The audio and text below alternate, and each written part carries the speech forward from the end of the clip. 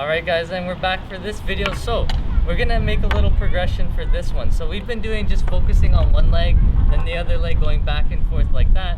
But what we're gonna do now is piece all these things together. So don't forget the concepts that we've been looking at. So making sure our stride is nice and long, but we're also keeping it out for a sec and then bringing it back to the middle. Because once we start piecing this all together, we don't want you to rush through and just quick little bursts in our legs. We want to make sure our strides are long and also that we're bringing it back towards the middle so we can maximize the amount of space we have to push off. Because once we're on the ice, our skates, we have all this room to push, and then once we get all the way out and we extend, that's when we're going to lift up and bring it back. So we have all that space to push out and get more speed and pick it up, okay? So for this video, this exercise, what we're gonna do is you're gonna be alternating back and forth. So you're gonna push with one leg, keep it out for 1 second, bring it back to the middle, then go to the next one. Push out, bring it back to the middle, push out again, bring it back.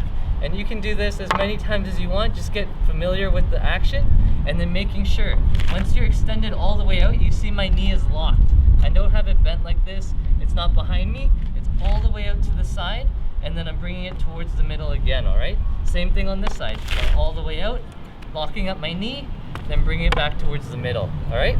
Okay, now Coach Will is just demonstrating, so as you can see, he's using both feet alternating back and forth, but what's important to notice is that as he does it, he fully extends that leg as far as he can, and then he's gonna bring it right back to the middle, and then the opposite leg is going to be doing the same thing.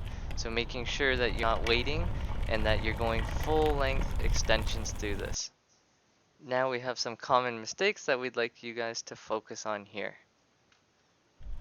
So the first one, obviously not keeping your knees bent. As you know, it's so important for this because that's how you're going to generate lots of power, and not only that, but it helps you keep your balance. So making sure you keep your knees bent throughout the whole thing. Now the second most common mistake is that you're not bringing your foot back to the middle. So if you see Coach Will here, he's just demonstrating when he lifts his leg back up, he's just kind of putting it towards the side and he doesn't bring it all the way back to the middle. What that does is you're not able to accelerate it as fast, so you don't have that much room to push off. The more room you have, the faster you can go. Now the third most common mistake we notice is that often people will flick their foot behind them.